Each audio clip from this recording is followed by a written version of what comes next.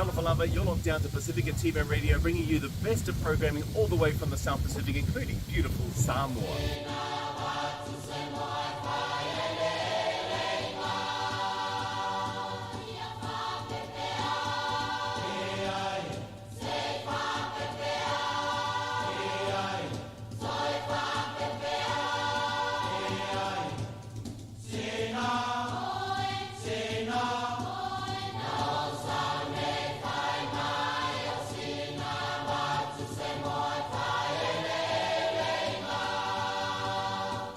Get ready for back to school with Digicel. We are giving you the chance to win a share of $30,000 worth of cash scholarships, stationery vouchers and laptops drawn every week. Simply send $20 or more Digicel top-up through our Digicel International app or website or participating retail outlets, or send money transfers with ClickX or Digicel International for your chance to win. Back to school is better with Digicel. Terms and conditions apply. Promo is valid until the 17th of March 2023 for Australia and New Zealand customers only.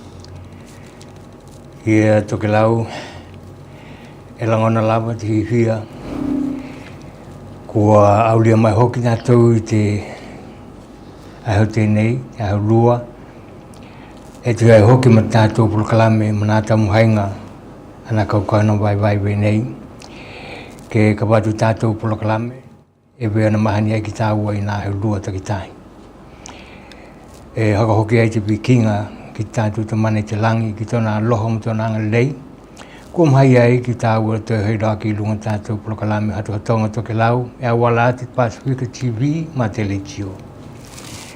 Mai ko taima ki te nei he tamhai atu na hai prokalame ke ka watu tātou prokalame mai ko te talo ma te haka moe e mau pēa ko urua te ola ma te mālohi. Ia ka tālo atu ai lā ki te malu te uluhina Tokelau e nā hoki kaukauna te tua hata hai tau lang kehe. We nā hoki tāpua kinga ta mana mātua mātua ai loto ka inga. Pako he hoki lawa te mata pakalonglo mai ko uluki tātou prokalame tēnei. Ia ka tālo atu te hata tonga Tokelau mō ko ulua. Koko tito he kia pōre bia ka tau mai atu mo te malu ko ulua te hai hoki mata tātou prokalame. Tālo hani? Ia vena hoki ona hokamalo atu ki te mamalu tātou kāinga maloni. Malo te mawapea te olam te malohi. Vei ona te talo hakatahi ki tātou ki tāntauhinga mo ki tātou Tokelau. Ke tau mateni a lau tana hakohenga mo ko ulu te vai ako te kātinei. I ke te aloha te liki kuto ki tau i ki tātou i tēnei aheo. Ia vela wako tātou polokalame he lua i tūla te katoanga tātou polokalame. Ia hoki te loto, talo hia ola tau nuku mata manuia nā pele. O ne tala noanga tāua hoki i te ahiahi nei. Ko ago he ni holani he kia. Tau maha i tu hoki moko lua tēnei tu la ahiahi. Tāloha Tokelau.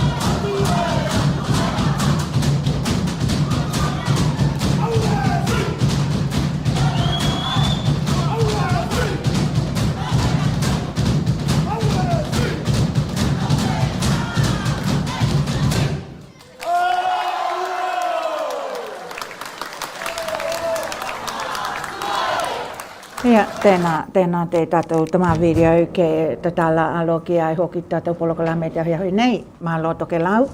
Ia ko te tātou polokalame hoki te ahiahui tēnei, na iei ni hokamomoenga ki he talatala noa ngā mahe tuhunga i lunga o ātahu kai ona ko nā tūlanga hoka hea ngai ma te internet. Ia, he ai he tātou mea maha ki te tū tēnā, heo vela ko te vaia heo, ka hakalongolongo mai e ko lua ki talatala noanga. Kai mua heo vei e tā ua ke noho uta ki tātou ni, ko te waia heo hou, ka tā pena ai, oi, tulau, ko te taimi nei, ko ātonu ko ātahu te tā pena te motu tēnei ki te hokatahinga o te mo te hono Tokelau i te tauhanga, i te waia heo hou.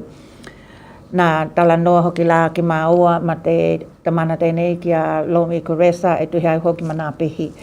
Ia kai ona kua he hokatau nukungia te tala noanga tēnei hea hoaina muna i te video te ia kua tuku mai e tuhi ai hoki mana tā penanga o tātou tamana i lunga o henua, pako lunga o ātahu e tuhi ai hoki mana peleni hokahea wali a Tokelau ki te hono i te waia heo. Kai ko te awhiawhi nei, matamata mai ko ki he tamā video lele, mai lunga o ātahu, e tuhi ai hoki mau matamatanga i tēnei tūla awhiawhi. Heo malo atui, tau awhionga hoki rine, hio pidi, Perth. Kua hei toka. Ia, tulau te malu tātou kāinga, ko te video tēnei ka matamata mai ko lua, ko nukunonu. Ko te tamana tēnei, heo veia ka matamata mai ko lua, kini taumohainga tamana o ātahu. Kini heo ninga peni mea tuku atunga he mea aloha ki te taimi tēnā, te tamana tēnei, tamana hai pule e mumu atu ki a Hiopili Perez. E vela wa ki tātou ma ua mai ki tātou kona mea aloha vēnei ni mea aloha mauanga tā. Kai ni mea aloha hoki e tā ua. Ko te ai la Tokelau, toi matamata mai ki tātou video tēnei, a tono hihi hakatahi ki tātou ki ei. He mea aloha na tā pena aloha kia tātou kāinga a tahu mō te tamana tēnei ki a Hiopili Perez. Heo malo atui. Tau awhionga hoki rine, hio pidi, Perth. Kua hei toka ti tāua i tāia nei, ia kai mai hoki lapa kua. Kai tau nuku he mea nai hoko ki ei. Taki hia lapa koe pao. Nai ui lapa ko matua ko he tangatanga, kaka tēnā kua ka tau nuku lapa nā tohei nā wātahu. Tōka moe, nai haka mālohi lapa au i te waka tinonga ma te hau tua. Ia ka tēnā koe tau nuku te waka moe. Ia ka kau hoki nai ke hele mea nai hana kia tuku maa hau i tu iai wate. Nai weka lapa au i pao he ke lua, ka patua e loa hai he te potu haka pitua lapa ana pao tau tuanga mo Tokelau. Ia ka tēnā hoki i tō rangona lapa he mea lapa tā hao e koe. Kai, ko haka mole atu. Hai ko hea ho lau mana ia, hako manatu e lopo koe. E tata tu mea hoka ngā lawa, ka pela koe heo he mā haipa lawa. E ao ngā e mō koe, kai kau mai hoka malu hoki, e te te tūlang koe e nā wakaatahanga, o nā waka Tokelau, o he ui koe. Ka he mea lawa haka manatu ai tau tuanga mō Tokelau. Ia mati mea hoku ko mahu atu ai, ko mahu atu lawa e te bao tonga le lepa. Heo aloha toi rama. Ni dama nā kaya toi hena lawa ka patuke. Heo hani. Ka haka mahalo lahi dene mo nā tau tuanga kua. Ahu tau tuanga ku mo Tokelau. E ui lawa kua e ni huinga, nā huinga hoke e lei. Ka te tātou mo lawa ka te tātou matai te langi e. Kau mai pe lawa te ola matu mahalohi ma te kau hoka tahi ki heo he to. Kai he kukuia ka watu ai loa kai hio leo waka ako na ata koe loa ja i te tāia o le waka uoka watu Nga ko tu lawana. Ko he ki ko na hi ma lawa te ai ko he awo tu ke. Kai e mo ko lawa te nga ke ma wo pe ko te la ma lo ya wa ya. Ya ko nga tu ke tau. Kai ko man wi lai te tu. Te da tu wa nga e mo e te lawa e. Ko he to, ai tu he to. Tatu tau mai la vai mo te ka tatu no vai vai ko ma ke ya o be la va ko mo tu ka va la vai e va la vai na ko bu e mi ko bu la va ka e be la va ta dia mai o ke te la he nga ni o tu nga ka e de tu la va ma de nga nu ko ta to ko na to e na la va e o me ko mo la windi tu mo nga ta to te liti te la va tu e ina te whainga o hea. Ia. Tau mātou hea sa ku upue akai loa tu elewa te hia kua mata koe ma kua i o lima hoki te mea loha nā to e inga. Ia, ka manu ia lahi te atua i te alumanga o te ola ma lohi. Ia ka lewa ia kai o ka manu ia lahi te atua. Junga te ka ainga te hanau ia e ven au lawa tatu Tokelau kato ko ahoia ni la ka paka hau tahi ia e viki te loha te liki ua o li mai tatu te ni tai aho te ranga tonu kua ka mai tatu te ni tula watu kua hau tai maka malo kata mana ulu ia tau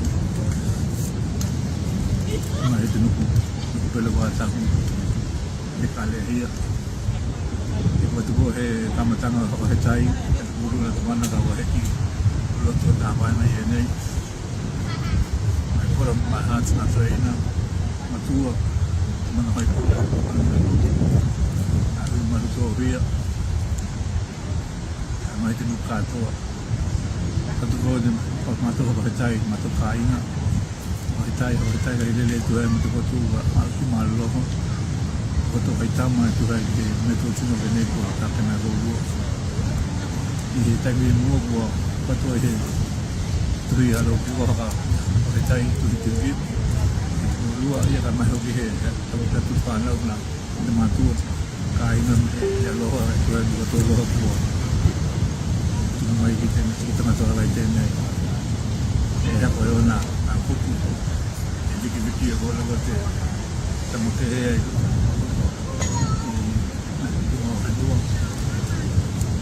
tu na lo ka me te lo te liki ho mai tatu uma e tu re matatu mautanga ata patu te ko ko tai le he ngata ai ki nei ai ko mo mai ko pe ai vai mo ka ta pena na mai na anau matu e tu e mo ko to lo manui ko matone ka ko lo ka te maka lo tamo ni patu takitahi ko ka mai tu ki ko male e ko mai lo ai na u ni ke lo te liki e manuia lo ko lo tarne kana lo ma lo tai va ta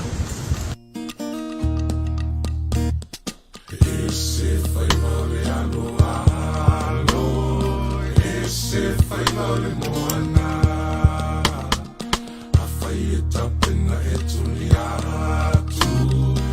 tai malana o feile mua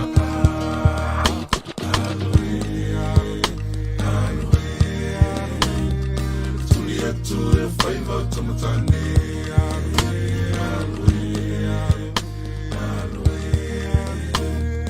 tulia tu e fai va tamatane.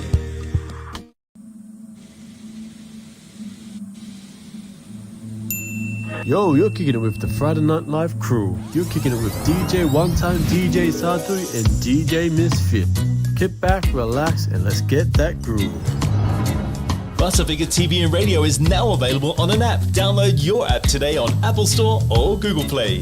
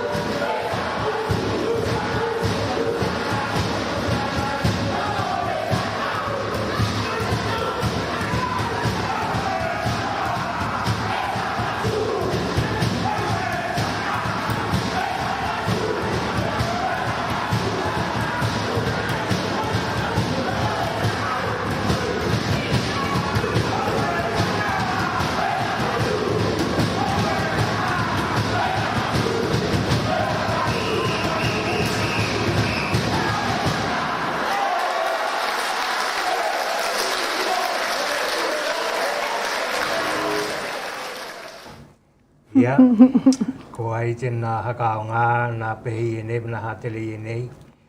Mana i hoki ki toe, ki kila tai hoki tātou ki nā ai hoka hui hui e nei a Tokelau. Mai e langona hoki te hihia, ia e ki kila tu hoki a tonu, e maua pē e ki tātou, te nganga hui hui ani, ki te ki kila atu ki o tātou ka inga, wena hoki, ta mana mātua hoki, ia a tonu hoki e iei ni e tātou ta mana i loto i nā ata i e nei ku moe atu. Ia e ko te me te ia e mana i e lawa te toe haka manatu ma te ki kila ki tātou ki nā ngau i inga, kai mai e hoki nā tāpena penanga a te malu Tokelau ki nā hātele. Ia he ngata hoki la ki nā hātele ka we nā hoki nā ngā luenga whai. Ia, a tonu hoki e a taimi hoki tēnei e langona hoki te hihia. A tonu kai kila mai ko lua ki te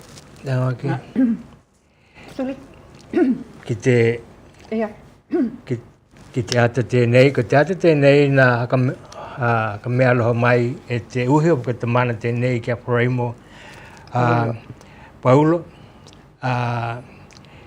Mai e langona hoki e langona hoki te hihia ni ona ni mea loha wenei e tuku mai o tātou tangata he ngata ki nā taumohainga nā hei proklami e nei kai ai mahi e hoki lava ke ki kila haka tahi uma ki tātou ki nā taumohainga a tangata Tokelau we nā hoki ki tātou whanau i ako te ata tēnei nā kau mai ke te wai te tātou whale tēnei ko haima o hihia hoki hea lau o ki tātou mai e langona hoki te hihia e wea nā ke kila mai ko lua ki te ata tēnei ia ko hina ma te kea ia e atonu hoki e lau i loa e ko lua te tala kakai tēnei ki a hina ma te kea. Mai e tari tonu hoki e wea nā ka mai e hoki te kopi tēnei ke te ue hoki tātou o hihia tēnei mai e langona hoki te hihia awa e iei nā tine o mai ki loto tātou hihia tēnei ma mata ki nā mea tā ua. He ngata ki tā ua Tokelau, kai we nā hoki e tahi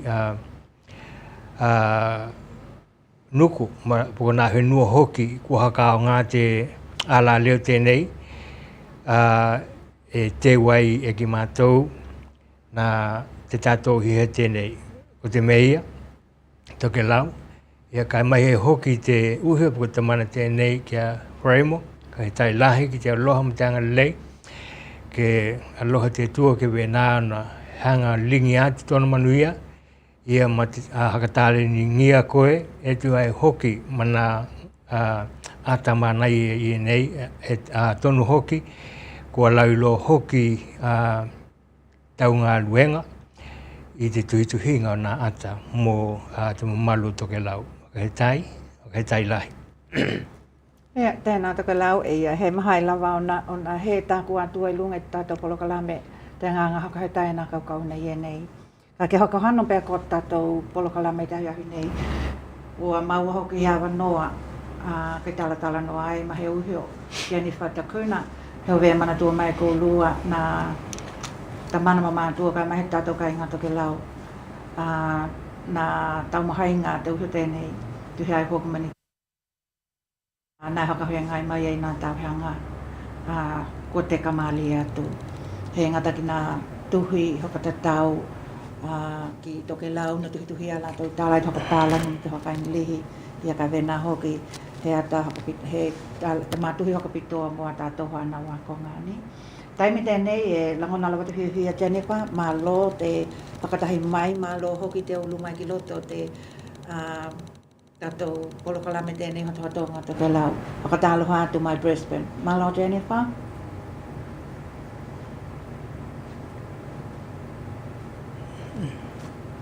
Langona mai? Unmute?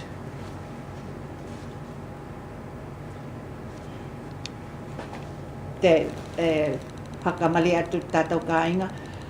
Ia mole ki te uhi Jennifer ke unmute mai tau microphone e he langona atu koe. Mole pe koau he langona e koe.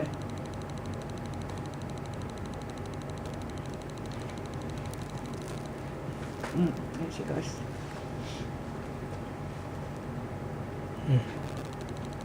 Taloha Jennifer?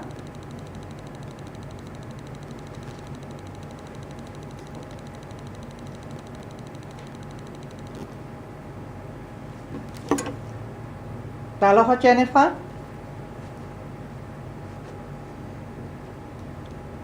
She's reconnecting to her audio. Okay. Says, Hello, Maloni? Maloni. Can you see me? Alright. Ia, le lahi mai he langona. Oi. Ia, tilo mua. Tulau lava te mamalu Tokelau me na hoki na la potonga kehe I lunga Ahtalia. Tulau ki te waka o te atua. Yes, just let me catch up. Tulo hoki ki nā kawei he taimi kehe kua ka hakapālangi atu wahe lava toko hakatokelau.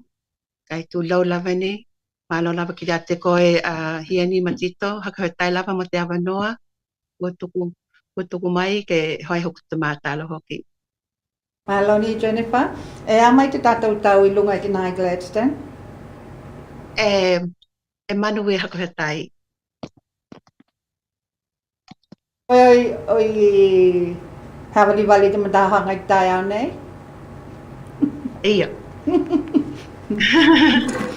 Ia ka taimi la tēnei tātou kāinga Tokelau heo weko tala noanga tēnei e hokata au ai tahi ahi nei. Ona kona ngaluenga hakatino te uhu tēnei mumua. Jennifer, e a mai nā tuhituhinga koe I te taimi tēnei. Anything new?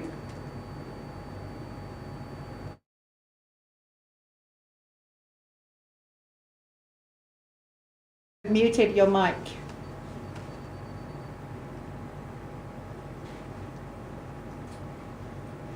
Unmute my tau mic. Is it okay now? Yeah, tēnā. Okay, I can't see you. Can you see me? Yeah. Okay, all right. I'll just talk. I can't see you guys. But anyway, yeah. Ko te tuhi tēnā na publish I te 2020. Ko te ingoa te tuhi tēnā, ko te Voices from the Village. Ni? Hakatokelau, ko te māhuia leo, mai te kakai. E hako au? Hia leo, ni? Miha leo. Okay, kulau mua. Yeah. Okay, so ko te tuhi tēnā he anthology.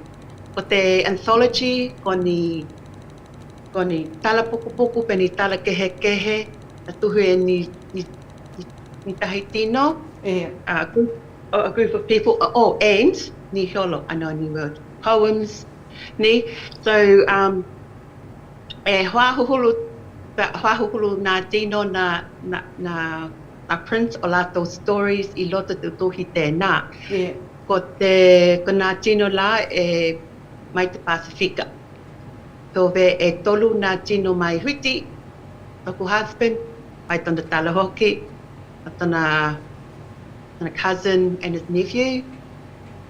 E hove huhulu lima nā tino mai lalatonga, mai o lato heolo. Ni tino hoki, sorry, and I'll carry on, there's quite a few half Tokelauan, half Samoan. Yeah. Tokalahi te vaenga Tokelau hoki e roto te tuhi. Tokalahi te vaenga e heo mai Porilua. Ko tēnā la, ko te launch day e ka hawai I Porilua is so important to me ni, he mea tā ua. Ko ahea. Ko 31st of March. Tolo hul tahi o Mati. I te holaile. Ahe holaile e whai aha te ono e whai i te Pasifika, ko te museum tēnā o Polilua. And e uma i te iwa. But as you know, Siani, and te tuhi tēnā, na whai mua, na launch mua i Brisbane. Yeah. Ki mahai ke hano ki in Yohila a wako te COVID-19, it was shut down during 2020, 2021. Ko mawala te awhanoa ke kawe te tohi tēnei ki Porilua, ke launchi ki nā i Yohila. Well done. Enia tahi konga? Got nāka Porilua? Hey, we are looking at Melbourne on a tokalahi te vaenga lalatonga e noho i Melbourne. Ko te tahi author hoki o te tuhi tēnā, ko Leiana Matapuku Whaua. Ko i hoki te tahi author o te tuhi tēnā. E noho lai i Melbourne. Te o vēlai te taimi tēnei, e he mahai ke heo ki Porirua wā e ngā lue, tokalahi hoki tana whānau ni, tau kila. So, he mahai ke heo ki te launch tēnā. Pakelele hoki, it's okay. Well, after Porirua, we'll go to Melbourne here. Okay. E ingi e tahi tuhi-tuhinga e kikila tuki mātou ke whaitau ki, eh? Nei lava? Hei ai, e ingi au tahi ngau yoinga. Have you done Iyo, writing? tulonga. Iyo. E iei te tahi tuhi mana te maiti. Ko te tuhi tēnā, it's called Te Pā Mai Tokelau, He Pā Mai Tokelau, so it haven't quite got it ready, but it's 18 pictures with the Huayna illustrations. Ani te lea Sakaria, tēnā noho i taupo. Yeah.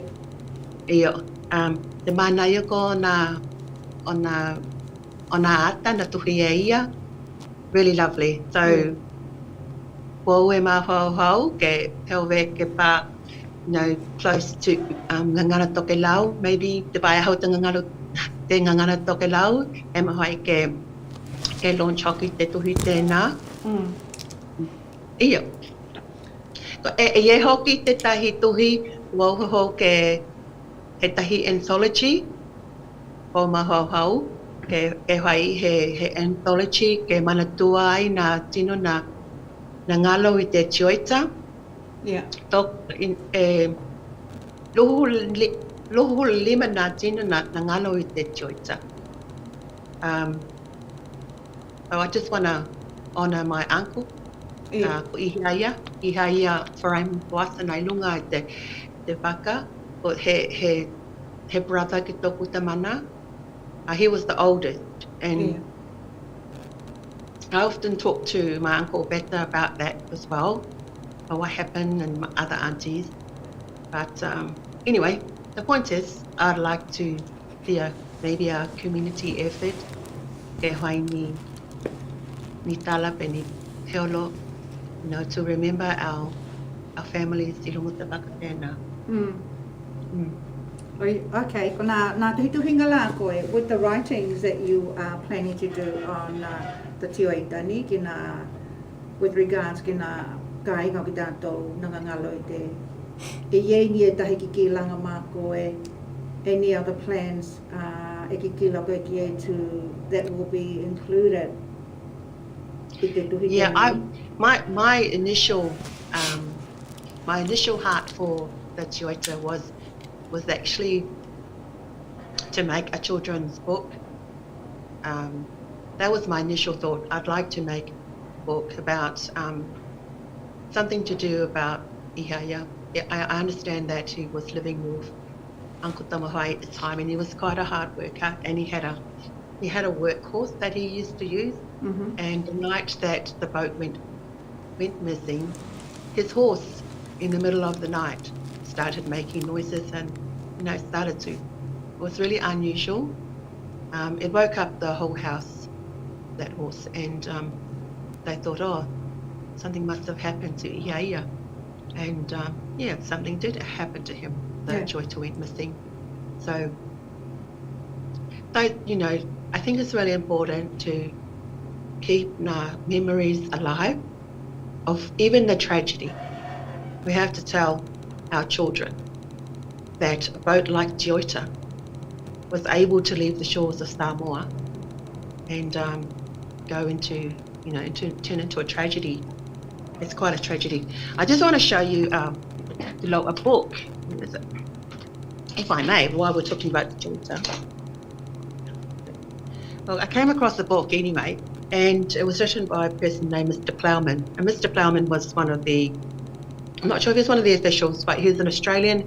He lived in Samoa, and when the idea first came to look at the Joyita, to charter that boat to take to Tokelau at the time, he was the one to go and check it out. He was asked by the New Zealand government at the time to go and check it out. So he went and checked out the Joyita, and he was like really shocked at the state of that boat. He very experienced, marine person, and he actually wrote a 5-page short story in one of the books that I actually had. And he felt that he was personally responsible. And what happened was, he in his own words, he wrote this down, that he didn't believe that Joyita was seaworthy enough to go on that chartered boat, and somehow another party went behind his back or something and was able to charter that boat. But anyway, it's all of the past, but it's something that we need to be aware of. Just to talk about it, and how things like that can be avoided in the future. But it's a very sad story. E la na lipoti na tape na whakatatau ki te lipoti tēnā, ki te... Okay, so what I'm talking about is not a report as such. It is a short story. So I think in the 1950s to the 1960s, we have a Pacific Island monthly. It's like a magazine. And this book that I have was printed in 1965. So when you had a lot of whalangis that were living on different Pacific Islands at the time, they were working for government or, whatever it is, establishing businesses, a lot of them, they would publish a magazine from the different islands of the Pacific. And Mr. Plowman wrote a story about the Joyita, which I found really, quite an eye-opener. So I just wanted to make it clear that I don't have any reports. It's just Mr. Plowman's story that he wrote. And I would love to be able to print that out for everyone to read, his point of view. So, because we don't know a lot of information at the time, because it happened in 1955. I'm sure there'd be reports around. But just listening to his point of view, I think would be an interesting read. Bit of history there. Yeah, mo au tāpena pena ngalaki te tuhi tēnei hakatatau ki nā tino ienei na ngangalo i te Joyita. E iei ni mahauhaunga ke iei ni me bine alohaanga mai nā kāinga o ki lātou ienei na ngangalo i te Joyita ko mole mole. That would be amazing. I would love to hear from Nina Kāinga, who lost people. I have been contacted by people who said two of their uncles, two brothers of their father was on that boat, and she's wanting to make a contribution. And I'm sure there's more out there. So if the word can go out, if anyone wants to put something towards the book, ni alohaanga, that would be amazing. That's what I want. Poems, pictures, pictures of their houses, just anything. We would be grateful. Iei ni e tahi tālawi e tuku mai e koe? Yep. So on the 1st of April in Poriro again at the Pasifika, I'm hosting the Pasifika Writers Festival. And what that is, I'm going to invite some published writers from the Pacific to come and speak to an audience who's interested in publishing. And I'm going to arrange a writer or an author a Pacific Island writer or author, to speak about their work every hour on the hour for 15 minutes. Then we'll have a Q&A, question and answer. Then we'll have a maybe signing of a book. Nee? So I have a woman, she's half New and half Tongan, I believe. Her name is Imele Dione. She'll be coming along. She wrote a book about the dawn raids in Auckland.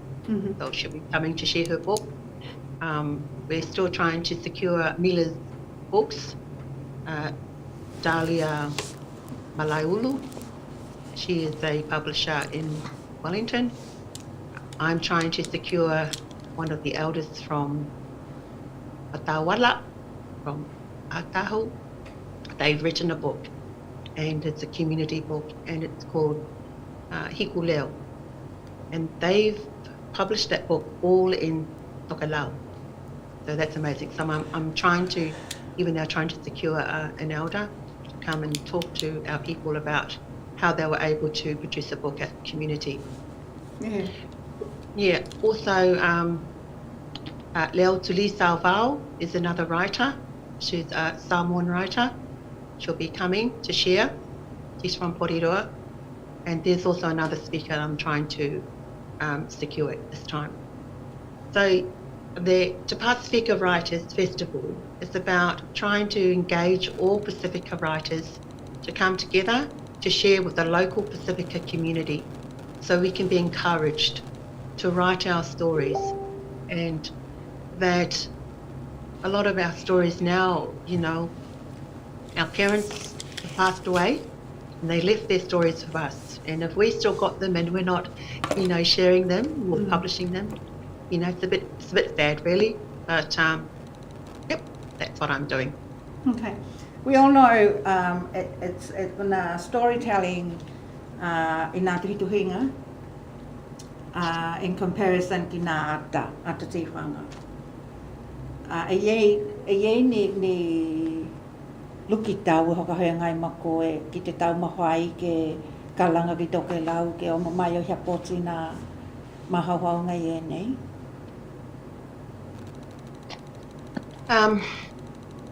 Can you challenges that, you know, to engage our Tokelauan Pacific Island families? What are the what are you going up against? Challenges? No, I don't see any challenges. I think no, I don't see any challenges. What do you mean? In terms of getting the crowd to come and, say for example, the launch. I think the challenge is having to communicate that to people, so the event. So I've contacted, say, the Porirua Library to see if they could help pass the information out. I've contacted key people in my community that I feel need to be there to come to the launch. So just in case you didn't know, what the Tohi Te Ia na dedicate with the memory of Reverend Parema. Yeah. Now, people who don't know Parema, he was the PIC minister. Back in 2018, I made a trip to New Zealand to converse with people in Porirua about making a book. And what happened when I was at one of my cousin's place, Liz Atunga's house actually, there was a knock on the door. And I was trying to convince Liz, you know, about the whole concept about publishing and book writing, stuff like that.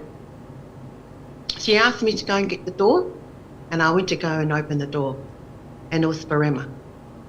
Parema was surprised. He said, "Jennifer, what are you doing here?" And I said, "Oh, I'm just visiting. Come in. No, he sat down and he asked me, "What are you doing in Porirua? What brings you to Porirua?"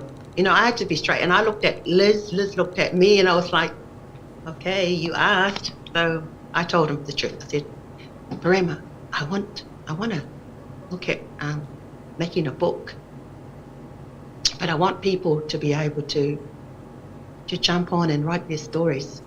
And Parama right then and there said, you know what? I always wanted to write a book. He said, how about we pray? We pray now.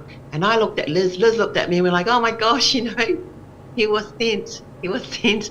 Anyway, he prayed. He prayed for that whatever God would do, he would do. Yeah. He would bless. And well, that book went ahead in the Baiahe o Ngangana Tokelau 2019. And in saying that, I forgot to invite Parema to the launch.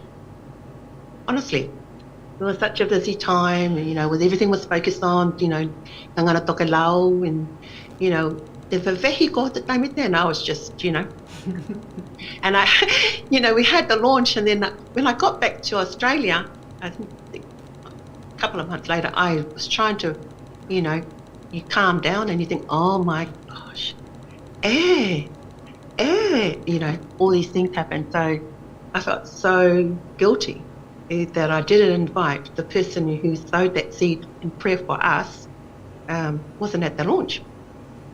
So I quickly emailed him and I apologized. And in 2019, he passed away. And I felt when I was going to do this Pacifica anthology, I always thought of Parema. Yeah. So I contacted Pa'oratanga and I said to her, can you please write the foreword for this book? And I just want to let you know that it will be dedicated to Parema. So that's the background of why I went forward to do a Pacifica anthology. Yeah. Yeah. Ko la he tangi, ni ko he tangi, because I'm pretty sure ko na ngaluanga bene he ni ngaluanga hai ngoku. And this Well, is your passion. E ye nyau You know- tahi nyau to e kupu hui tuku mai ka ko he ki umatata noanga. Yes, well, look, I want to take this opportunity to thank a lot of people who helped with all the work to do with publishing. But, you know, I'm a human and I make mistakes, and I want to apologise to anyone who's got this book, Voices from the Village, or if there's been any mistakes that are in there that are publication errors or even errors. I want to take responsibility for that, personal responsibility. I just want to, you know, apologise and just make the way clear that I will one day, I will soon as I have a clear head, to go back and, you know, fix up all those errors that are in that book. Meanwhile, I'm going to keep going forward as we should and as we would to keep reaching forward. And while you're there, I just want to do a quick promo on this book. This book is called the Journal of John Williams. That book came out of a Pacific Island workshop that I did, and someone had a minister had the Journal of John Williams of 1823. And what a privilege it was for me to be able to enable this book to be published. So Leanna and I was able again to work with this pastor and get this book done. And I just want to show you the writing of John Williams of 1823. And so what the minister did was put it into normal print so anyone could read it. It's a really good, interesting read, and you get to see a perspective from Malangi of what Aitutaki looked like in 1823 before European contact. So it's an interesting piece of history. And can I just show you, did I show you the cover of this book? Voices from the Village. This is the Kuluma. Kuluma was printed in 2020 as well. Now this, I would like to launch this in New Zealand along with the bar from Tokelau book, closer to the Baiahe Ngangana Tokelau. And but can I just say this? Just going back to the Pasifika Writers Festival, I really want to encourage everybody on a local level to think about publishing these stories, writing these stories, writing a poem, that sort of stuff. Yeah. I'm really excited. So are we. Vena hoki mātou. So yes, I do have copies of those books. I guess you never know until you try. And Jennifer, I know you have given it your all with what you've already achieved with your books. Hakailoa mai ka hai ko koe e vei ki nā peleni ki Wellington. So that, you know, people would like to find out more information if they are looking to attend. It will be good to let us know. Right. Or just, yeah.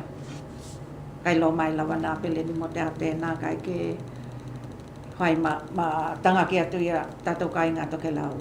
E lani o loha ngahi mo moli ki ni ka inga? Yes, please. Can I?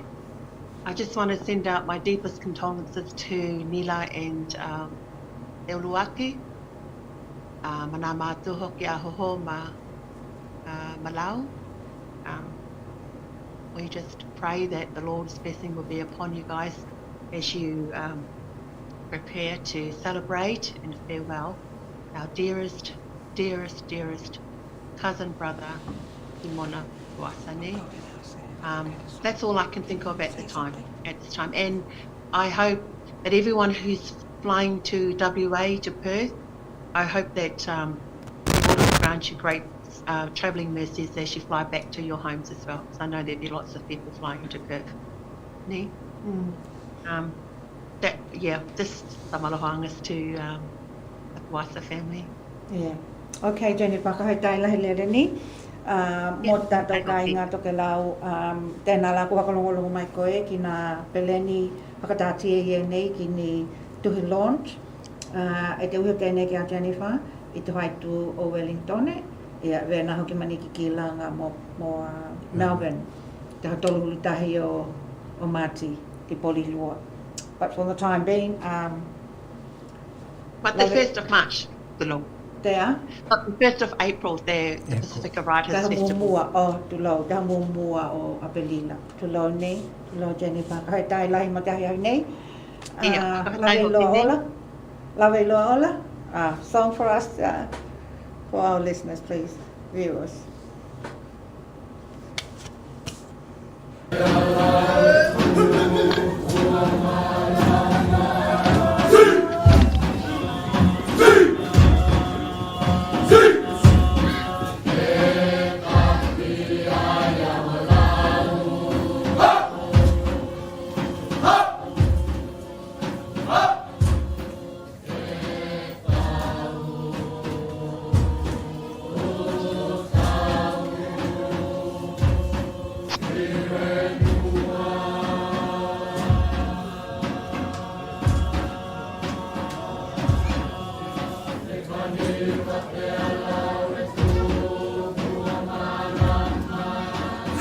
Sorry, are you still wanting to talk to me, or can I go off now?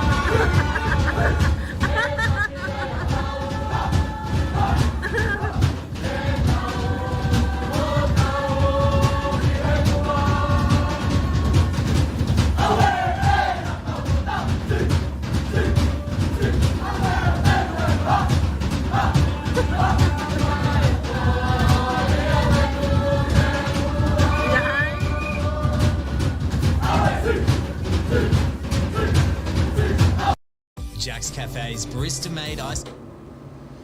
Ia, tēnā Tokelau, ka hek tātou e mahauhau ki nā ngaloenga vene hoka tino tangata ki ni tau mahainga. Ko te tuhi-tuhinga o he tui, it's really, e hainga tā, ka haingohi hoki.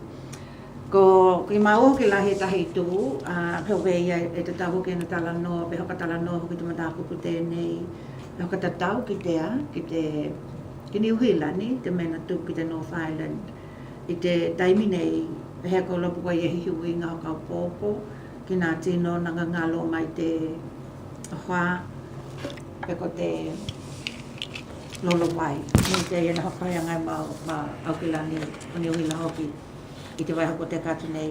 At this point, e toko e hulu tahi e tino, ua mau tinoa, ua ngalo mai te lolo wai tēnei Auckland. E langona hoki la he tahi tū aua e hoki te hokumatalanga pe he ripoti na tāpena mai whakatatau ki nā tātou kai ngā tūwalu nā ngā rulue, nā ngā rulue nā konga i e nā oniuhila nā ahatia e langona lawa te hia ko nā ki te pāmainga lawa o tea ko te lolo vai ki nā konga i e nā e vei ia he ki pā ki te konga tēnā e i e nā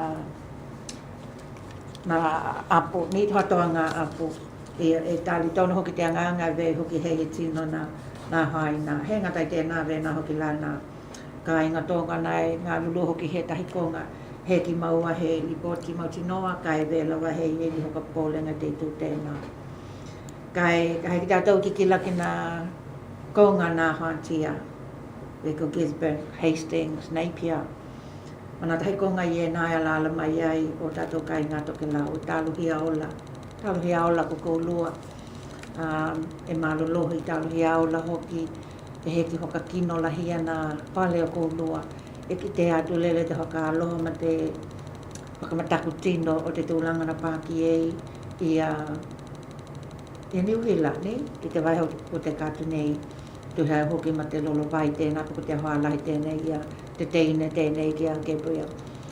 E tali tono hoki e toku anganga, ia kai mai he hoki nā kāinga vei ana tala no mai, kini tala no anga nā ie hoki lawa ni langona ke tuku i hoki lunga o te tātou polokalame kai ona hoki ko nā langona hoki lawa ie nei e ho vei lawa i he aheo. Ni ho vei he aheo ho vei toi ho te au ia ki tātou ki tala noa hoki tātou. Awai koi loa e vei lawa heo lolo nā kai ngā Tokelau nā konga i e nei. Ko te manatu hoki la vei au nā tala noa ki mau ma te mana tēnei te atito.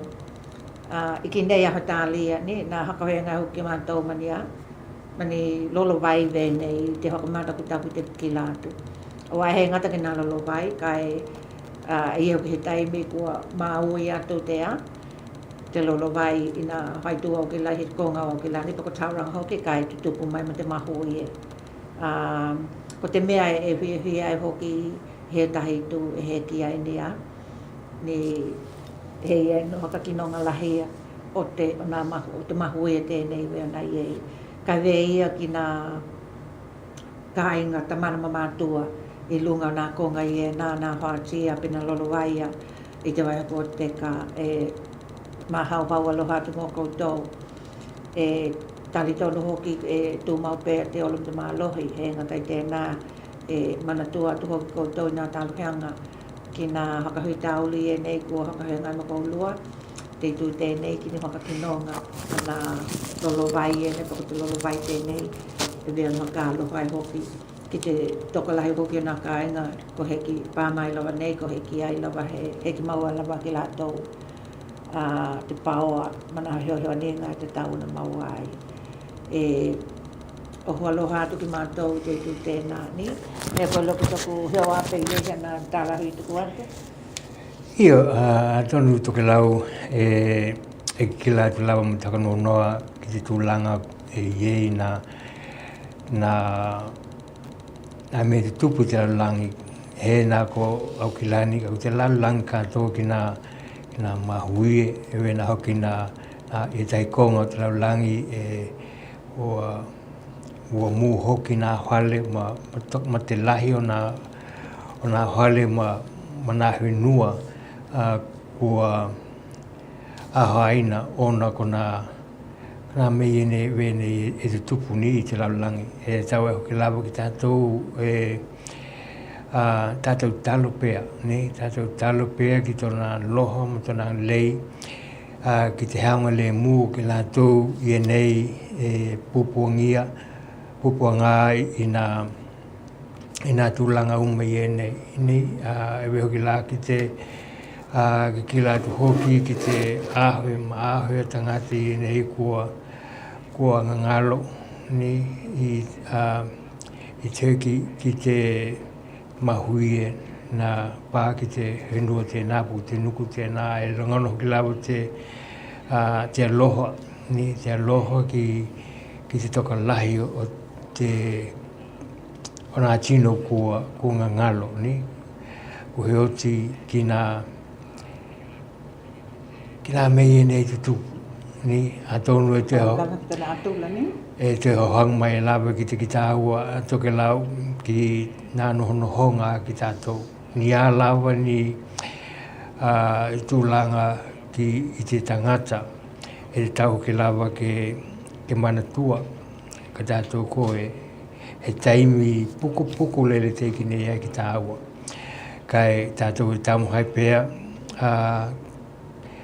ke langona ki tātou hakatahi tātou hakatutu moni ki teia I tona loha mo tona anglelei kai mai he hoki ana puipuinga mo ki tāua Tokelau ni tātou hakamakeke aloha te tahi ki te tahi he mana tua pea nā mea uma e tupu mai ia e hoi te nā māko konga mo ki tāua ia ke aloha koe ki tō te ia e tahapili mai ki te koe. Ia, he tama heo atu ia e tuai hoki ma tātou pulakalami. Kako heki tātua te tama video ko te pāra tātou pulakalami ka heo ko mai ko te tama video no tāpena mai te tamana tēnei ki a Lomi Kuresa mai lunga wa tahu. O nā ngaluenga I nei he ngata ki te maanga kai vena hoki te hatu pai. Mo te nuku katoa ki ngā te tāpena penanga I lunga wa tahu. Ona ko te waia he hou e hakatau nukungi ai te hono hakamua Tokelau ni. Ia hakatau nuku tēnā I lunga wa tahu. Taimi nei la, mata mai ki tamā video tēnei. Kai pe matea e koe ni tino, e tuhi ai hoki mananga luenga. Hakahengai baki lātou ma tātou ka ingai lunga wa tahu. Ka hoki kako heki pā tuki te waia heo. Te hakatau nukunga te hono hakamua Tokelau.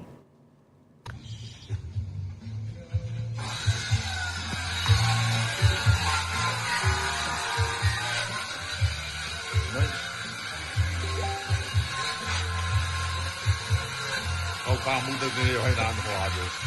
This side.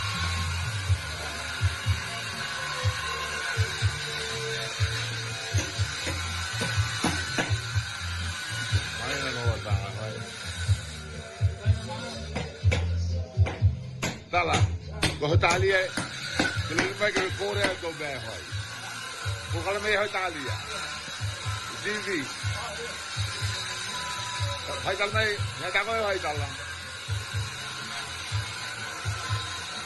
Nhà ta có ta đâu bộ đồ vậy nhỉ?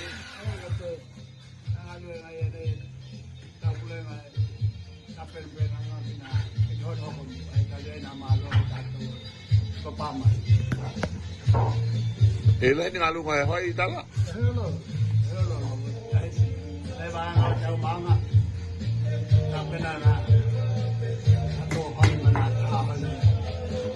Jauh lah ni.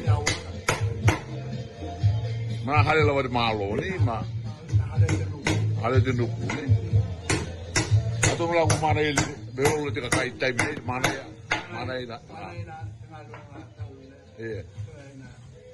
tema kat pa mala de ka mana ya ni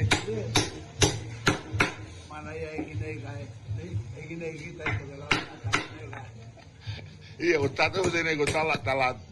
Tato na ki tato lo mo letto en nei I polilua, tato ka tala vo I polilua, tato ko ta hao. Tēnei with the honotanga to aina, o matai loi honoto aina o. La heri no hoi ani mata ho ko heu loi honotanga to aina. La na na tu le ho kali mai ai ni. Ai. Malo de ho. Mai ya mai solo e. Oh, mana yo na no wo ma. E hila ko to he chi vai le mai. Ke la wate no mai ya. Nei ele mai bo. Pi te go pu. Oh, we know why man no wa na chil ta. Ya orang tak saya dah. Ni palo mai o ta na pa uma ke mo ni ma to no wa kita ai. Apa dai na ye kita. Aro. Bangay hatali program TV hatali hele pa ke record na dun. Ke program gila do gi. Na ta pes pedang hari. Iya. Iya. Gila mai. Bota tene. Gila mai uta. De tai te ya. Modulo te, o matangi te ya. Lo tomo de tu mai ko. Halo ve ai. Modulo lagi lalo. Deoki, lagi de ya. Hede. Mana ni gila itami. Na bibili, mana ni lalu buat ai na anu na to ai na ni. Ya, malo nggak sama halu na ulo. Malo.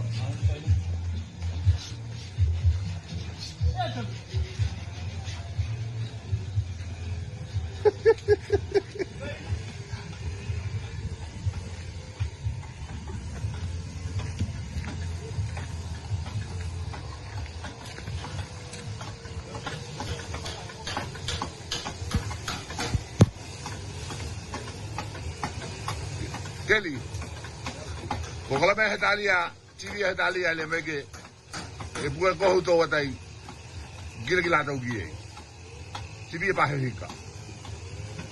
Lepas pilih ada tu buat me hai tak hai gile, ya? Hei gila malu kau tu hai tapi benar hai tak tu. Iya. Ato en la ni ve ai lo ki thai na me alo ki kau. Kau hono, hono. Lo hono tokelau fai pa te ka hau. Ta tu man hai pule. Be no wata. Ta tu kamu de ko hilipo kamu do de nei. Iya mo. Macam Perth di dalam ini. Tapi mai je po.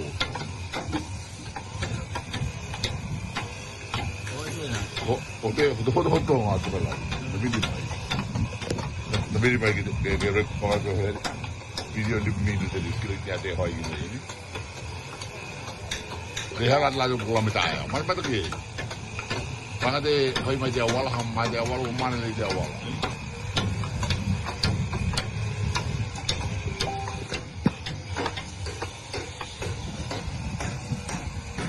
Iya, kalau thằng lu nggak tahu kira makai tu na tu ini na lu tak, ini na kalau yang nak hoi ni, nanti ni gelu, gelu ni kalai hoi,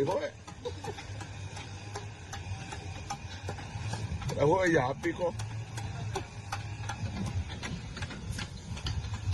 ya, tu boleh time ni, betul.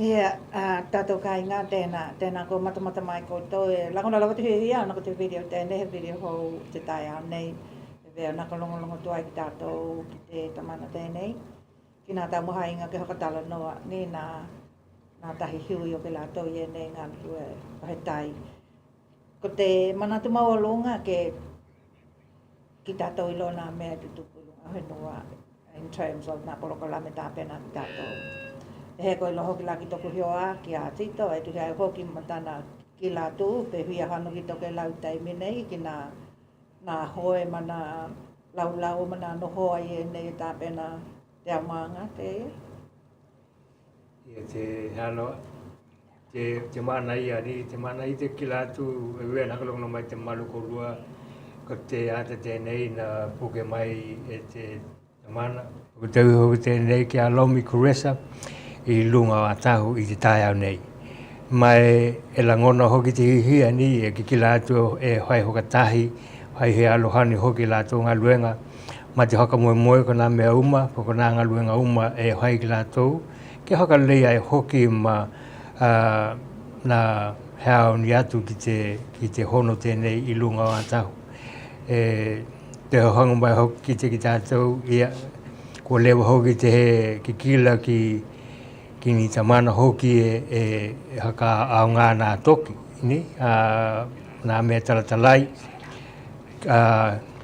e langona hoki la te hihia ki te uhu tēnei puka tamana tēnei ki a lomi tuku mai tō nā wano tēnei tai au nei ke haka mata ki tātou e tu e hoki nā tāpena pena ki tātou i lunga o atahu ki te hono tēnei i luma nei ia ke aloha lawa te tua ke wena na hoki atu te ola ma te māloha ki te koutou nā tamana wena hoki nā mātua e tu hei hoki ma te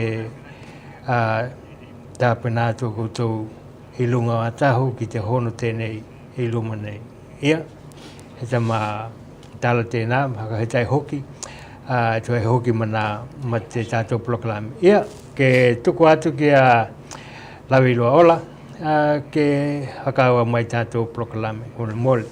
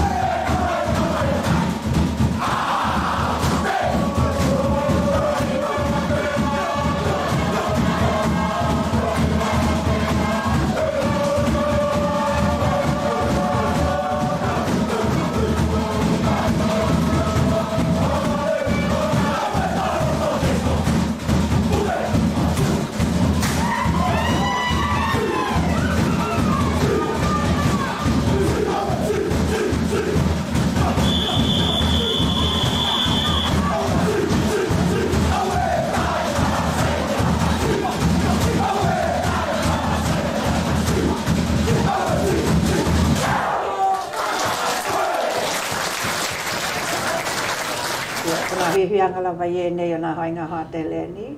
Ia ve na hoki ona katalitali ki tātou te heta ve no tāpena malang mai ai hoki ni Kaukulikiti ki Brisbane nei. Ka e ko te hokaringa te nei hove e mo ki lātou ie nei e alala mai Sydney. Ka hakatau nuku ngia he hiwa te nei a te tātou kainga Tokelau I Sydney. Mo ki lātou ie nei e tāpena mai ki Brisbane nei ki nā hainga Kaukulikiti te heta. Ko te kau te nei, ko te tuluma Tokelau, te tuhea hoki ona hui hakatau nukungia te nei. Hakatahi ngai taha tōnai nei. Ka hakatau nuku tēnā I te e maua te katinga tahi ahai. E hakatau nuku te nei I te Limahutu Pepper Tree Drive I Erskine Park. O he ko he ahui te. Ka hakatau nuku tēnā taha tōnai, aho luhulu lima.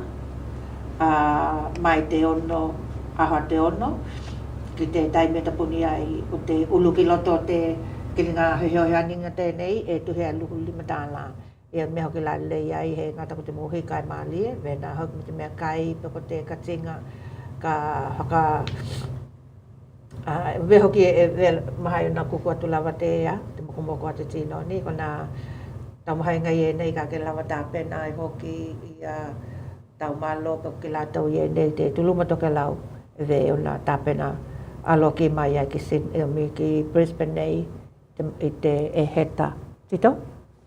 Ia, tēnā hoki e taimi le hoki tēnā, ka hai kua lewa te wakanahau e nei wei e kua lewa hoki te hei loa ki hoki ma wowe hoki ni tino e mahani koe ki ei. Ia, mahai hoki koe. Ka mai ni a wo, ia ke heoheani ki nā auhe ko nā tumana I nei ma lātou tamuhainga mō te lātou tāpena mai ki Brisbane nei I te e heta. Ma te haka moe, ia, ke haunga le mū nā te pōte nei, ia, ke hana te tino ki tēnā ka ainga, ma te hia, ia, kua hana te haka ahu I te pōte nā. Ia, ka e mō nā tamuhainga I nei, ma te ki lātou ki te ahato nai, ma nā tamuhainga I nei, te Kaukulikiti tēnei, te tuluma Tokelau. Yeah, all the best for Saturday. Ki nā taumuhainga. Nā haka moe I nei. Ia, he ngata hoke lai tēnā mo ki tātou I nei e nā wanoa ngā luenga I nei, whakahalalau nei I Tokelau. Mo ki tātou e huia apalai ki nā wanoa I nei, ahoi ho ki te website o Tokelau, Government of Tokelau, e maua I koe nā wanoa I nei. E hokai lo mai ai hoki peni ngā luenga peko hea hoki, peko ai nā tino e apalai ki e nā aheo e hoka ngata ai nā aheo tauna maua o nā apalai ai. Ka haiki tātou e ni o tātou uheo peni ka ai ngai hoaho o Tokelau e hui apalai. Ahoi hoki te website tēnei a Tokelau I te Government of Tokelau e mau atu ai nā hakamālamanga, nā tiute, nā ngā luenga, nā wanoa, kone kalake ni, nā totongi ma nā mea vena. E veia e tama lahi atili nā wanoa ke ka watu takitahi I taha nei a wai tāua ni ke malamalama hakatahi uma ki tātou e mana tua hoki ki tātou e nā aheo e tuku patino ai hoka ngatai nā tuhi apalai. Nā he tuku neia ke apalai koe mo te aheo nei. Ni? Tau mahai give yourself a lot of time ke apalai ki nā ngaluenga ma nā wanoa I lunga whenua. Wai tāua ni tō noho tā pena. Taimitai nei Tokelau ke tātu kohe tātou pehe. Au wātau loha ka longo mai tahi ahi nei.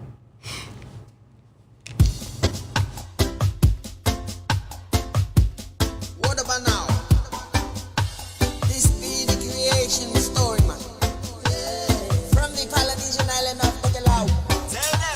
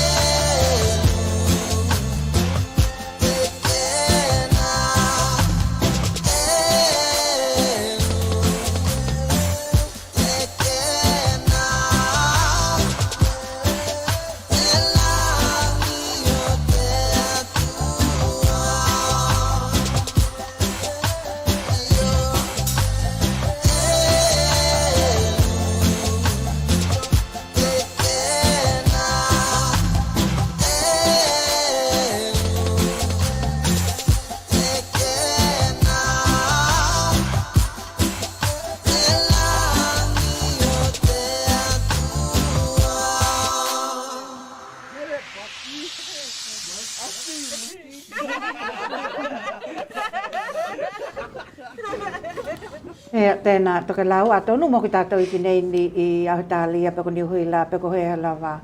Hai ki tātou hea malangi Tokelau ki te polo kalame tēnei o te namalanga ana waka mai hā moa ki Tokelau. Ko te waka auta, ko te kalopanga tahe o I tulau moa, hoi puali tahu luhulu tolu, kalopanga. He ngatai tēnā ko mataliki, tahu te ahau lima. Kua hiuile le te tūlanga tēnei. Tulau moa ke te kawatu, ko te ahe o tahu luhulu tolu, ko mataliki, ke hoka hea ko atu ko te hoka hea launga tēnei, ahe luhulu tolu ka tuku ai mataliki hea mo Tokelau. Ko te tahi malanga ko tahu mua o Māti, ka tuku ai hoki hea moa e te mataliki mo tana hoainga malanga ki whenua. Ko tahe hoa o te mahina o Māti, ko te kalopanga hoki, wakauta tēnā o Tokelau, ko tuku ai hea moa mo nā uta ki Tokelau. Ko mataliki hoki tahe hulu lima o te mahina o Māti, te tahi aho tēnā aho hioko, aho hulu lima o te mahina o Māti.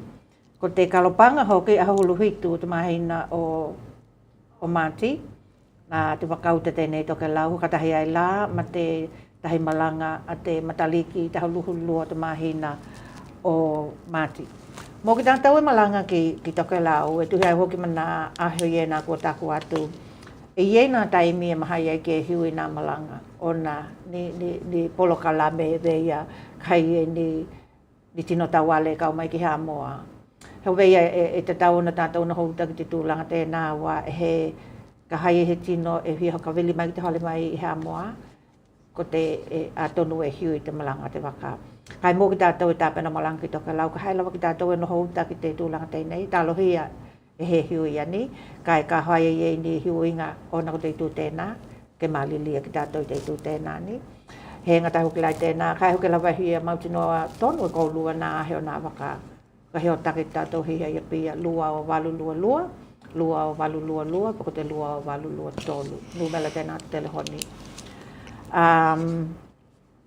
E hia kalanga atu hoki me te hoka aloa loki ni whanau, ni uhio, peni tungane hoki mo he moni tino ke heo hani mai ke o mai ake tātou ngalu haka tahi te whakatinonga tātou ngalu nga tēnei whatohatonga Tokelau e mana ko mea lawa heo ani kai mai he lawa tātou whanau ke o mai ke hoka ko lengi koutou ki nā training si nei ki te whakatinonga nā polo kalame e nei ki te hoka o nganga te computer ki te puke mai o te camera ki te heo ani lahi mai ki nā kaukauna i nei ki te whakatinonga tātou polo kalame vai aha takitahi ka heo take mai ka he ko tamana tēnei ki hati toi vena hoki e mahai koulona ka heo take mai toku tangata nei o te numela taku telehoni ki te oha ono tahi waluiwa hitu tolu oha ono tahi waluiwa hitu tolu numela tamana ki hati to ko te oha tahi tolu hitu tolu lua walu e hako oha tahi tolu hitu tolu lua walu ko te tulau moa, ko te numela tama e maha ni lau ta puli a te au. He ngata hoki lai tēnā kua tau i waku mata ki ni tūlanga hakatau nuku, peni peleni hoki e hakatau nuku I lunga whenua. Ke hoaini o lātou peleni, maa ki lātou mau lātou kāinga, mōna hakalawe haka hua heki. I te taimi nei, I te lalalangi e lahi le na hakalawe haka hua heki e vei am tātou hāhuia, he ngata ki nā lolo vai, he ngata ki nā maunga mua he ngata ki nā mahui ni nā tūlanga venei e tutupu. I Tokelau e tātou I loa ko te situation o Tokelau e veta mā ke he mali e ni. Hei e ni maunga ka he tutuli ki tātou ki ei. Ka hai e he lolo vai, poko he ālawa. A tonu e hoke lawa ni a lātou tāpena penanga I whenua, hoka te tau ki ni peleni, hoka tātia. Ni, e tuhi ai hoki mana hakalawe haka hua heki si tupu I te lalalangi. He ngata hoki lako nā peleni e nei a tonu ni hakatakitakinga I e nā hakatahi o tātou whanau ma o tātou mātua. just in case e ye ni me ve ni tupu whenua ni. Talohia ola ko lua Tokelau ka mai he lunga whenua e tā pena le lei e tuhi ai hoki mana ki langa ye nei. Weho ken tātou mātau mai ki te kehe o te hui te tau. Ni? Te climate change a tonu e tātou ki te ale kua kehe lele. Ni tito, ina vai tau nei ha? Ia, a tonu kona tamahinga wenei, ko ki nei a hatalia e tali tonu hoki wena hoki tala lang katoa ki te hakamanatu pea ki nā tino o henua. Poko hela o te noho ai ki tātou e te tau lava ona iei he hau peleni mō koe mo tō ka inga wena hoki nā whanau ki nā taimi o nā mala hakahua heki. Ia e te tupu mai la nā mei nei kua nohe anu kou lua. Poko ki tātou hoki tu hai hoki nā mei tupu i te langi tēnei. E wena kona leitio, kona leitio i nei e whanui i whakaanga nā mā. Ni aua ka hai e te tupu nā malakua heki wenei ia he te lahinga hoki o taimi he ai he pāua. Pehere tihe hoki ke hoka o ngā ki e tau te lehoni kai wena hoki tau leitio e te tau ai ke haka o ngā e koe na leitio hone te mā wena hoki e hiulu ni vai i mea kai e lava mo ni mahina. Nā teki e te tupu mai nā malako heki i nei ia ka kutatou he no he ani. Ke iei he tā peleni tukuli lei ma koe mo tō ka inga. Nā teki e te tupu mai ni hakalawalawe wenei ka kutatou he no he ani. Te meia, ke kila lei, ka te taimi tēnei wea nā hahui atu ma kila hoki tātou ki nā mea tupu i te laulangi tēnei. Ia kua lahi nā tūlanga i nei ho heki i kua toka lahi ai i a tino heoti. Ia kai wena hoki i lātou kua heini o lātou whale. Te meia, tātou kila toko ki nā mea uma i nei mō te hao loto o koe ma tō ka inga. Ia, a tano hoki i he taimi ko te kātu nei, tai lipo vai hako te kātu nei. Ni luwai hako te kātu nei nā kalongongi ai ki tātou.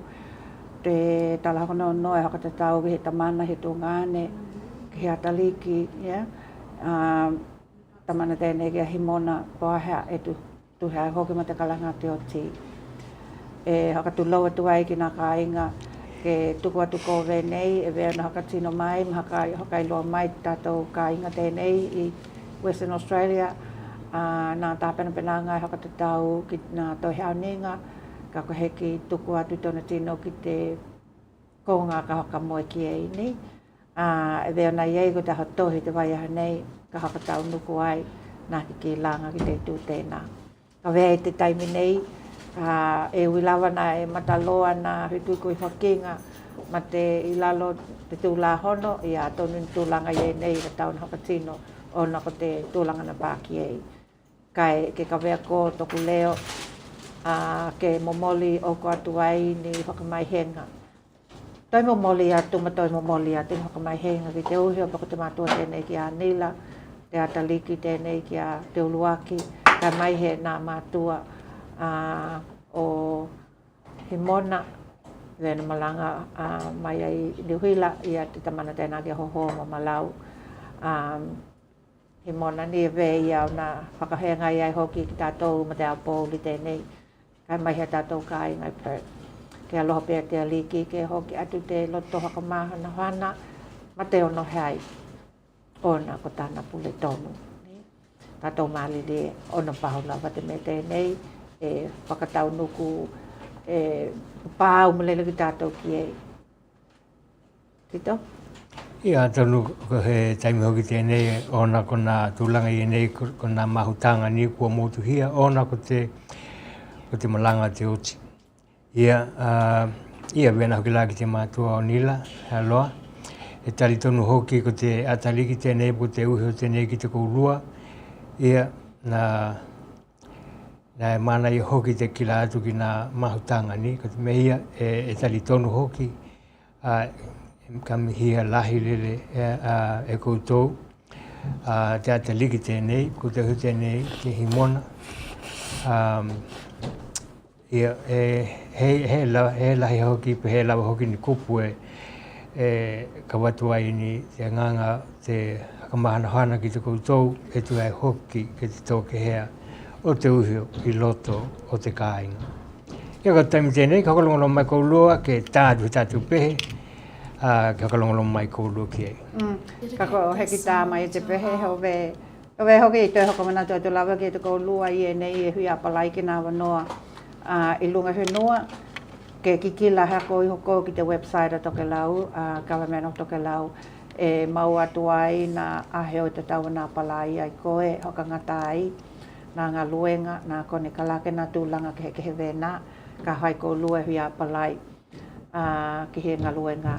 Kai ona ko tātou taimi, ke tātou ko he tātou pehe tēnei, o i kua toe whakaua wai tātou polokalame. Pahe tai suli? Cousin that passed away and his name is Kuata.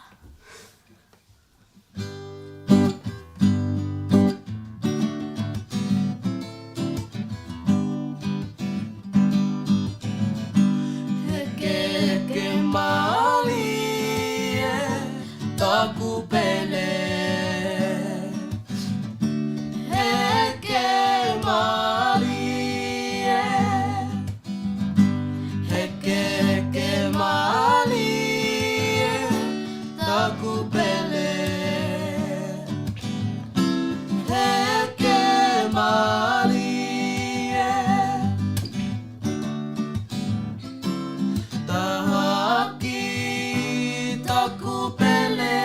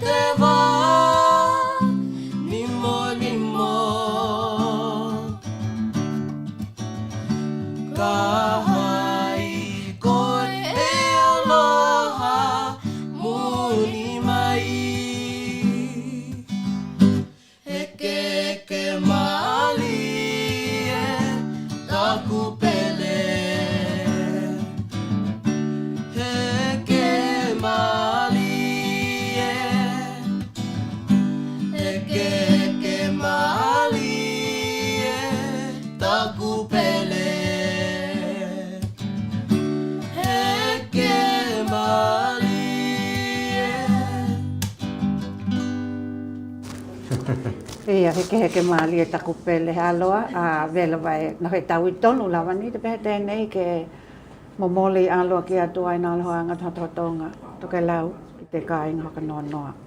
Ia, Tokelau pa tātou taimi e ki la tula waku he alua taimi o te hokaikunga tātou polokalame ka ko heki tuku atua ki tātou tamana i a tito. A tono hoki e te tau hoki ni hakamanui-anga. E hoi hoka Tokelau atu e au, kai hoi hoka pālangi tamana tēnei e tito.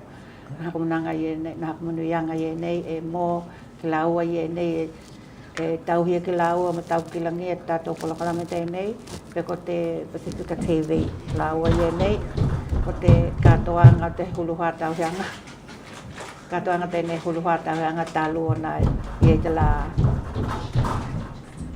pakai poi ponga. Tu lau mo tātou kāinga, kai kei tuku ki tamana ki atito, kai ke whakatoha atu au, ka mangalo mai hoki ni he, i te taimi nei.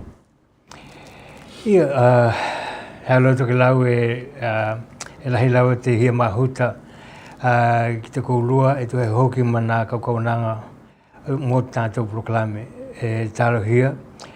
Nā hakamali ngia, te hakalongolongo mai o koulua e tu hei hoki nā tamu hainga nā hai pokalame pokona kauna vai e nei.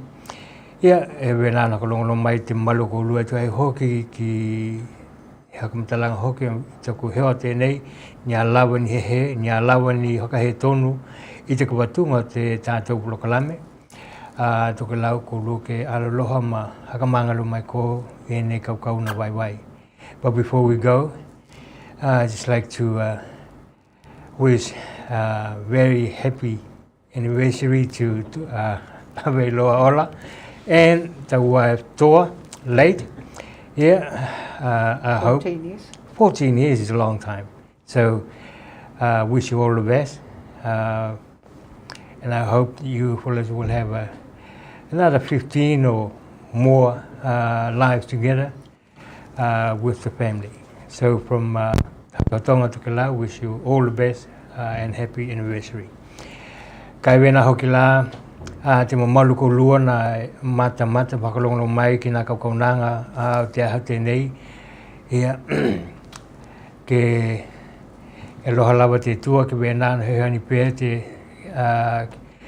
ki te kou lua tu ai hoki ki nga tau muhai ngai loto ka inga poko hea hoki lava ko nga mahutanga haka communities ia ke wena na hehani tātou tu mani te langi ki nga tau mai ngauma. Ia ka wena hoki la ki nga uhe, ko te kāinga ki tātou i Sydney, e tu hai hoki la ki nga tātou tau mai ngā mo te hate nei. Ia ki te tātou hiwa tēne kouluko nā puli, o uhoi hea poti i ene tau mai ngā. Ona hoki labo ki te kila atu ki nga mahutanga mo te eheta. Ia wena hoki la koutou na he hokalongolongo mai i nā motu kehe te laulangi. Thank you so much for watching. Thank you for inviting us to your homes. And for us, at Hatonga Tokelau, wish you all the best and God bless. Have a good week. Ko tito he kia Polivia, na e tau mai atu te malu ko lua tu hea hoki ma tātou proklame. Toho ani. Ai, Tokelau.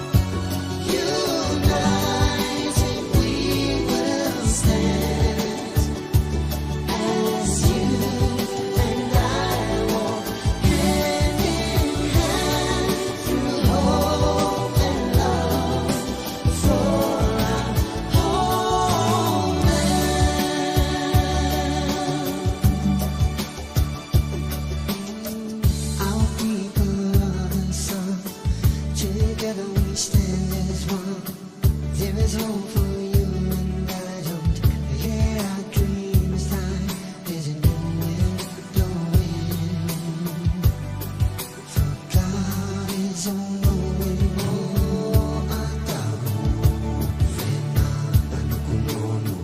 Now the future is unfolding and the stars above us glowing. There is no more time for sorrow, but the promise of tomorrow, and we are one, thankful for the things to come.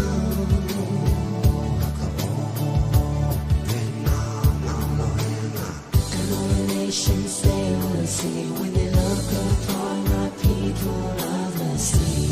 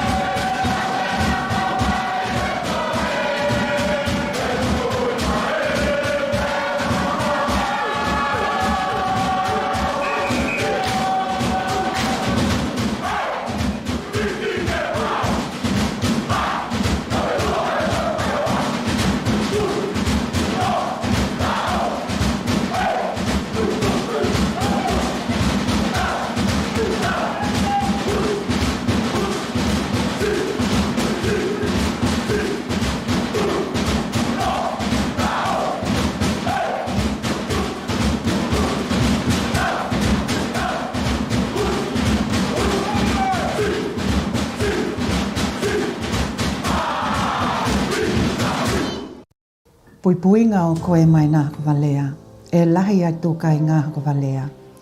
Nukua iei he tau oho hongia pe hokamatalanga ke hokatau e hoainga tāia te koe ke he hokataua. Pe ngō ke hoki hokamea aloha mo he heo heo ninga pia maua he tino. Pe he walakau lia ke hokau wō pe hokaheo taki ma he tino e hoho watu ki te koe teneti. Kona hakavalea ie nei e he huli huli tino. Ve nāna tauhianga te mātutua, ve nā hoki mana tūlanga ke he keheo nā te tongi maua. I tauhanga takitahi ko te tau o nā hakavalea i aho tālia hoi tau miliona, ma lahi i hakawhita uli ko te tupu mai ai. Ko te ACCC, ko moli maungia, te hoka aloha o nā tino maka inga o nā ko nā hakavalea i nei. Tahi hea wala ke te teke ai i nei hakavalea, ke mataala ke nā hakavalea i nei, mai loa hoki o i mātau nā hakavalea i nei, kai mai he te puipuinga o koe. Ko te ohia o te ACCC Scamwatch website, e heo ani lahi atu. E ako koe ke mātau, ke lipoti mo puipui koe, ma tōka inga mai nā hakavalea i nei. Ko te website o te Scamwatch, e heo ani lahi ki hoka matalanga, mō tangata tautukatahi, ve nā hoki ma nā tamapihi nihi. Ko nā hakavalea takalahi, tāla tangata nā hakavalea, Tula hono mo koe ma te puipui ngau koe, email I hokai loa, ko hea te lipo tiki ei na hakawalea. Ahia he loa ki te Scamwatch I te honei, scamwatch.gov.au.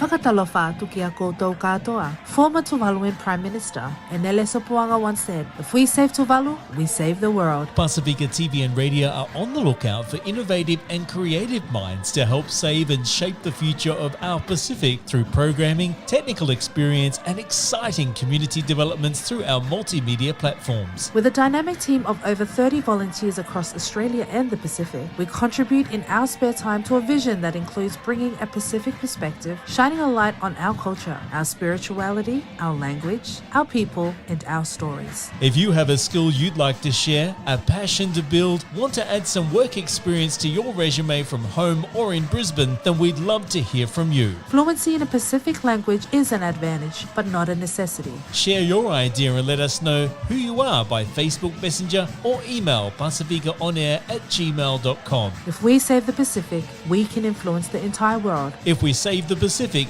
we can influence the entire world. But it starts with us.